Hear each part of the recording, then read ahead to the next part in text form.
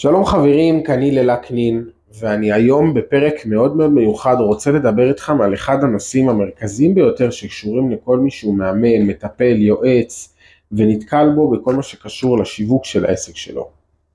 היום אני הולך לדבר איתכם על כל מה שקשור לשיתוף תוכן, ללתת תוכן, לתת ערך, כל הסיסמאות הגדולות האלה שכל פעם אנחנו רואים ברשתות החברתיות, מכל מיני אנשי שיווק שמספרים לנו שאנחנו חייבים לתת תוכן, למרות שבתכלס בתוך תוכנו לא כזה נעים לנו לשחרר את כל הידע שלנו, את כל הכלים שלמדנו, את כל הדברים שעבדנו עליהם במשך שנים רבות, לבוא ולשחרר את הכל בחינם, והאמת שזה ממש הגיוני. רוב האנשים רואים את הדבר הזה, רוב העסקים חושבים שאם הם ייתנו את כל הערך שלהם בחינם, אז אנשים לא יבואו, אנשים לא ירצו לקנות מהם, הם ילכו לחינם, ואני רוצה ממש לעזור לכם להסתכל על זה בצורה טיפה שונה, בשביל שתבינו איך הדבר הזה דווקא יכול לעזור לכם למנף את עצמכם. הסיבה הראשונה שאנחנו בעצם רוצים כמה שיותר לשתף תוכן ולתת ערך ללקוחות הפוטנציאליים שלנו, היא כי אם נהיה שנייה כנים באמת, כל הידע שאנחנו רוצים נמצא חופשי וזמין ברשת, בעטיפות כאלו ואחרות, במיוחד היום בעידן של בינה מלאכותית. אני בעצמי נדהם כל פעם איך אני לומד שיטות לימוד חדשות על כל מיני כלים, על כל מיני דברים שקשורים לעולמות תוכן שאותי אני אוהב בעזרת כלים של בינה מלאכותית, אם זה יצירה של פודקאסטים מותאמים אישית, אם זה יצירה של ספרים, וכל כך הרבה דברים שהידע זמין בשפע, רק בפלטפורמה כמו יוטיוב לצורך העניין, שזה אחת הפלטפורמות הלמידה הגדולות שקיימות, מועלות בכל יום כמאות מיליונים של שעות של תוכן, שתבינו עד כמה הדבר הזה הוא אינסופי. וזה הסיבה הראשונה שחשוב שנבין שאנחנו רוצים לתת את התוכן שלנו. הנקודה השנייה שאני רוצה לדבר איתכם עליה, היא שהרבה פעמים אנשים חושבים שעוד מידע מייצר שינוי, אבל האמת היא שבינינו, גם אני וגם אתם יודעים, שמידע הוא לא מה שמייצר שינוי, מידע הוא פוטנציאל, הוא הגרעין, הוא התחלה שעוזר לנו הרבה פעמים לייצר שינוי, הוא בעצם הבסיס שברגע שאני יודע אותו אז אני יכול להתחיל לפעול.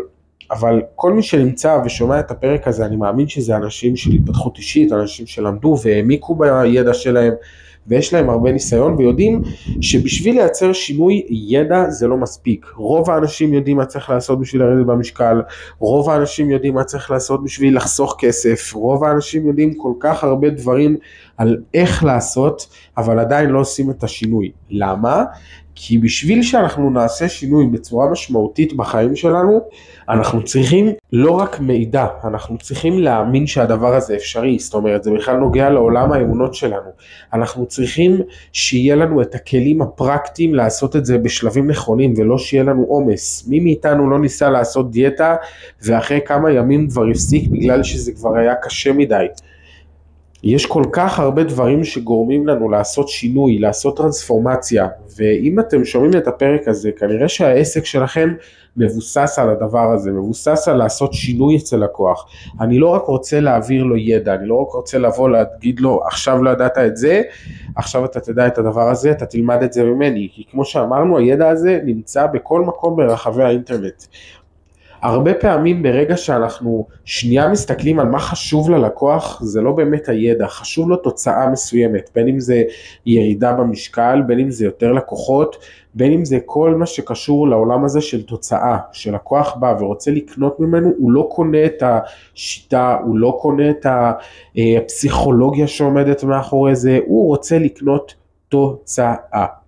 ותוצאה היא גם משהו שמעורר רגש, זה משהו שגורם לנו לבוא ולהגיד, אוקיי, אני שונה, יש פה איזשהו משהו שהוא באמת שונה מכל הידע ומכל הג'אנק של התוכן שנמצא בחוץ, זה אשכרה מעורר בי רגש.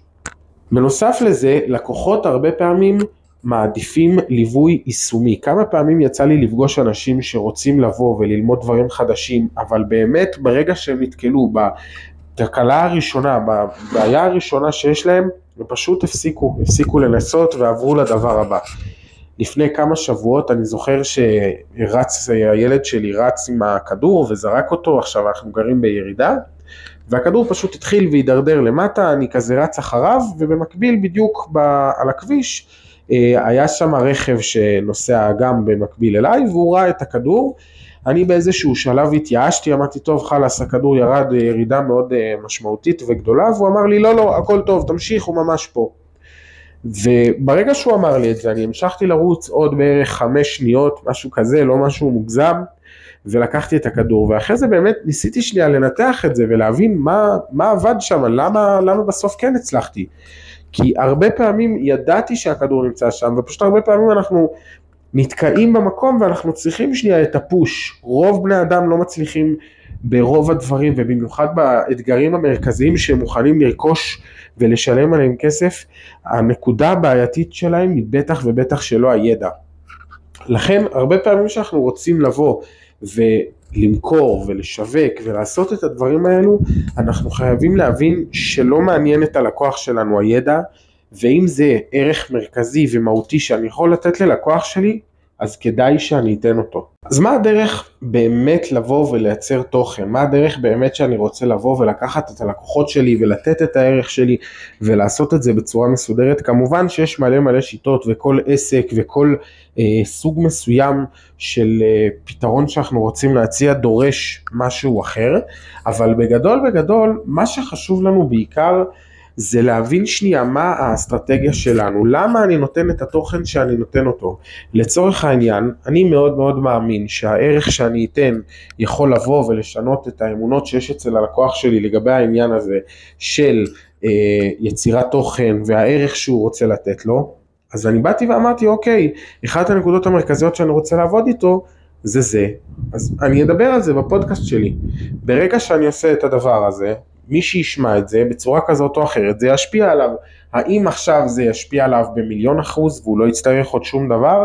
הלוואי, זה אומר שעשיתי עבודה מעולה ואני ממש אשמח לשמוע, אבל רוב הסיכויים שזה עדיין לא יקרה. אבל איפשהו יש לי איזושהי אסטרטגיה מאוד ברורה מבחינת התוכן שלי. זאת אומרת, אני רוצה לדבר על הנושאים שמפריעים ללקוחות שלי קודם כל, שאני יוצר תוכן. אני רוצה לדבר על הנושאים שהכי מעניינים אותם, על הנקודות המרכזיות שבעצם הכי כואבות להם ביום יום, על האמונות שיש להם. ברגע שיש לי אסטרטגיה ברורה על מה אני מדבר, מה מעניין את הלקוח שלי, יהיה לי הרבה יותר קל לבוא ולייצר תוכן שבאמת משמעותי ללקוחות שלי. ודבר נוסף בכל מה שקשור ליצירת תוכן שאני רוצה שתנסו לקחת למקום שלכם, זה כל מה שקשור ללהנגיש את התוכן. מה הכוונה? תחשבו על זה שעכשיו אני אבוא ויכול לתת לכם גוש בשר ולהגיד לכם הנה קניתי לכם מתנה. ובמקביל לזה אני יכול באמת לבוא ולקנות לכם את הגוש בשר ולבשל אותו, לחתוך אותו לפרוסות, להכין לו אולי איזשהו מנה ליד, והצורת הנגשה של מה שקיבלתם פה ושם זה שונה לגמרי. וזה ככה בדיוק אותו הדבר בתוכן שלי. זאת אומרת, אם אני עכשיו בא ואומר לבן אדם, תקשיב, העברתי הרצאה שבקושי שומעים את הסאונד שלה ושזה לא נראה טוב, אז זה ערך בסוג מסוים. אבל אם עכשיו זה יהיה חתוך ויראה בצורה מסודרת והסאונד יהיה טוב, והיום מאוד מקובל לבוא ולשים כתוביות בכל מה שקשור לתוכן שאני מייצר, אחלה, שיחקתי אותה, וההנגשה של התוכן שלי תשפיע על האם הלקוח שלי ירצה לשמוע וירצה בעצם לשמוע עוד ממה שיש לי לתת. עכשיו אני יודע שחלקכם יבואו ויגידו כן, אבל אז לקוחות שלי יישארו בחינמי ולא ירצו לשלם כי באמת התוכן שלי מצוין. קודם כל הלוואי שזה יקרה, כי ברגע שזה יקרה קורים כמה דברים. קודם כל בן אדם שזה קורה אצלו, זאת אומרת שעשיתם עבודה ממש טובה בתוכן שלכם והוא קיבל המון ערך, שרק מזה תעשו לעצמכם טפיחה על השכם, אתם מדהימים ועשיתם עבודה טובה. דבר שני, אם הלקוח שלכם נשאר בשלב הזה, זה בעצם רק אומר שהצורה שלכם לעזור לו, הדרך שלכם לבוא ובאמת לגרום לו ליישם את זה בצורה משמעותית בחיים שלו, כנראה שלא תהיה באותו דבר. כי הייתי רוצה לבוא ולעזור למיליונים של אנשים ברחבי העולם, ולכל המטפלים והמאמנים והיועצים, שאני חושב שהם עושים עבודת קודש לעזור להם, ושבאמת יבנו שיווק מסודר ואיכותי. אבל אני לא יכול, גם מבחינת הזמן שלי, גם מבחינת הערך הכלכלי של הדבר הזה, נכון? בסוף אנחנו רוצים להתפרנס. יש הבדל משמעותי, וכולנו יודעים אם עכשיו מישהו בא ומתקשר ורוצה שאני אתן לו עצה, אז אם אני ממש ממש נחמד אז אני אדבר איתו כמה דקות ויעזור לו, מאשר אם עכשיו הוא משלם לי ומשלם לי משמעותית כסף, אז לא רק שאני אשב איתו במהלך הפגישות שלנו, יכול להיות שאני גם אפנה עוד זמן ויבנה לו עוד כל מיני דברים, ואני אראה איך אני מנגיש ואני בעצם עוזר לו בצורה הכי פרקטית ליישם את מה שהוא למד. זאת אומרת, ברגע שהדבר הזה קורה, אז מי שרוצה את החינם, אחלה, תישאר בחינם, הערך שאתה תקבל ממני הוא יהיה משמעותית פחות מזה.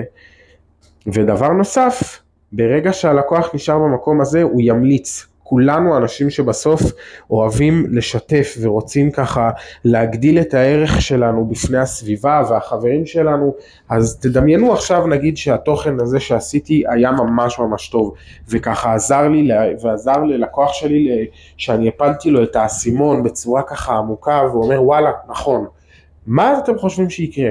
ברגע שהדבר הזה יקרה ויש להם חברים שהם גם מתמודדים עם אותה בעיה, קולגות, הם יגידו לעצמם וואלה, שמעתי את התוכן הזה, אהבתי, אני חושב שמה שהוא מדבר שם הוא אומר משהו נכון, אני ארצה לשתף, אני ארצה לבוא ולהראות לסביבה שלי, תראו, אני למדתי משהו מאוד מאוד איכותי. כמה פעמים יצא לכם לראות ברשתות או בכל מיני מקומות אנשים שהם במרכאות ככה באים ומחצינים את זה שהם למדו משהו חדש, למדו את קורס מסוים, עשו משהו מסוים. למה? כי זה מעלה בסוף את הערך שלנו בפני הסביבה שלנו. אז אם זה המצב, כנראה שאתם נמצאים במקום מאוד מאוד טוב. דבר נוסף זה שתמיד אני שומע מהאנשים שמדברים איתי על יצירת תוכן, זה שאי אפשר להסביר את הדברים האלה, זה מאוד מורכב, אני לא יכול להסביר את זה בפוסט או בסרטון שהוא ממש ממש קצר.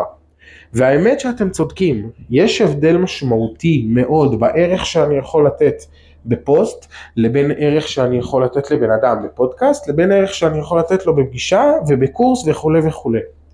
לכן הדבר המרכזי זה, אני חוזר למה שדיברנו על העניין של ההנגשה. אם אני מנסה להנגיש את כל הדבר, את כל הערך, את כל התוכן שלי בפרק של חצי שעה, לא יקרה לעולם. אם אני אנסה להנגיש את כל הידע שלי, את כל הערך שלי גם בקורס של חצי שנה, זה גם לא יקרה לעולם, כי אנחנו הרבה יותר מורכבים מזה. אז מה שבאמת אנחנו צריכים לעשות, זה פשוט לקחת את התוכן שלנו ולהנגיש ולהתאים אותו למדיה שאנחנו עובדים איתה, וככה אנחנו בעצם יכולים גם לתת את הערך שהוא מאוד מאוד מאוד מורכב, אבל בביסים נורא קטנים. הרבה פעמים אני גם שומע על אנשים שאומרים כן, אבל אז לקוחות שלי ששילמו יגידו מה, אבל למה שילמתי על הדבר הזה? אז קודם כל, הדבר הזה הוא נכון חלקית, כי הלקוח שלי, גם אם עשיתי עבודה טובה ומצוינת, ברגע שהוא יראה שהמידע הזה נגיש לכולם, זה רק יעלה את הערך שלו, מכיוון שהוא לא רק קיבל את התיאוריה, הוא לא קיבל איזשהו הקלטה שמאוד מאוד כללית ומאוד מאוד רחבה, אלא הוא קיבל משהו מאוד מאוד ספציפי.